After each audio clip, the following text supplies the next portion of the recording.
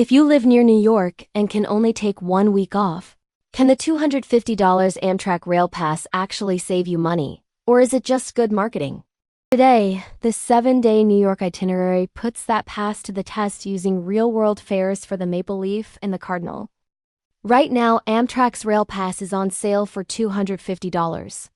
That gets you up to 10 coach segments in 30 days. And you have 120 days from purchase to start using it. But if you live near New York and only have 1 week of vacation, is that pass actually a money saver or just clever marketing? In this video, everything is built around a realistic 7-day itinerary that starts right here in New York. I'll ride from New York City to Niagara Falls on the Maple Leaf, then continue from Buffalo to Chicago on the Cardinal, both in economy, and compare what those tickets normally cost to the $250 rail pass. By the end, you'll know whether this pass makes financial sense for a 1-week trip out of New York, and exactly how many long-distance rides you really need before the math starts working in your favor. Let's start with the actual 7-day plan I'm using to test this pass out of New York. The goal is simple: 1 realistic week of vacation that most people could actually take, built around just 2 big Amtrak rides, New York to Niagara Falls, and Buffalo to Chicago. Here's how the week looks. Day 1 and 2, New York City to Niagara Falls. On day 1, I board Amtrak's Maple Leaf in New York and ride all the way up to Niagara Falls, New York in coach. This is one continuous segment on the pass, and it doubles as both a travel day and a sightseeing experience along the Hudson River and up through upstate New York. I'll spend the night at the falls, with time on day 2 for filming viewpoints and attractions before moving on. Day 3 and 4, Niagara Falls to Buffalo to Chicago. From Niagara Falls, I position to Buffalo. Then board the Cardinal for an overnight trip to Chicago in economy. This is the second long-distance segment on the pass, and gives a full night on the train, plus arrival in a major city where flights home are easy. Day 5 through 7, Chicago City time and return. And the last couple of days are reserved for Chicago, filming Union Station, architecture, and food. And then flying back to New York at the end of the week. That flight is paid separately. But all of the long-distance rail in this itinerary is covered by either regular tickets or the $250 rail pass. So with this 1 week, the pass covers 2 major intercity segments and creates a clean story arc. New York to Niagara Falls to Chicago. Exactly the kind of trip many viewers could copy with their own vacation time. Now let's look at what these exact train rides usually cost without the pass. First, the Maple Leaf from New York City to Niagara Falls, New York.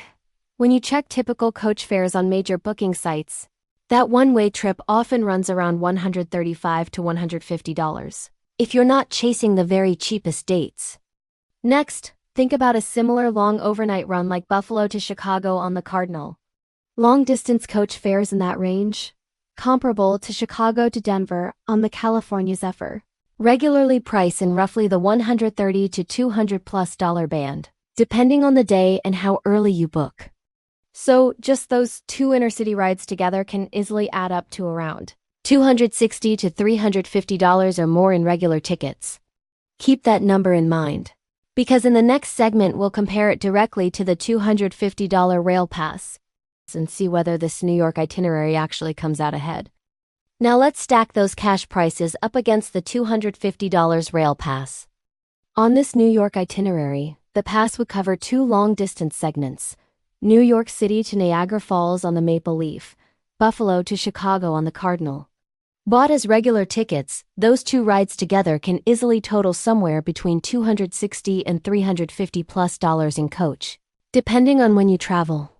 With the Amtrak pass, you pay a flat $250 and those same rides use just 2 of your 10 available segments. So even if you only rode those 2 trains, you're already hovering around break-even or a small savings compared to buying tickets individually. But the real power of the pass is everything after that. You still have 8 segments left to use within 30 days. And each additional medium or long ride you add, a Northeast Corridor round trip, a quick regional side trip, whatever fits your life, represents extra value the cash ticket version doesn't give you. In other words, for a 1-week New York trip with at least 2 long-distance segments, the $250 pass is financially reasonable on its own. And it becomes a clear win if you can squeeze in even 1 or 2 more rides during that same 30-day window. So what does all this mean if you're watching from New York and wondering whether to jump on this $250 rail pass sale? If you only plan to ride one long-distance train and that's it, the pass probably isn't for you. A single Maple Leaf run to Niagara Falls is cheaper as a regular ticket. But if your trip looks anything like this 7-day itinerary, with 2 big inner-city segments plus the potential to add a few shorter rides in the same 30-day window, the math starts to swing in your favor very quickly. For New York-based travelers who want to hit Niagara Falls and Chicago on one vacation, are happy riding in coach and booking their own hotels and flights, and can tack on even one extra regional trip in the 30-day window, the Rail Pass goes from interesting to a genuinely smart play, especially while it's discounted to $250 instead of the usual $499.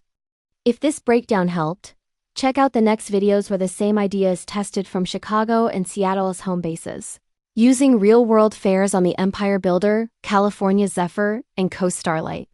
That way you can see exactly how far this pass can take you, no matter which end of the country you're starting from.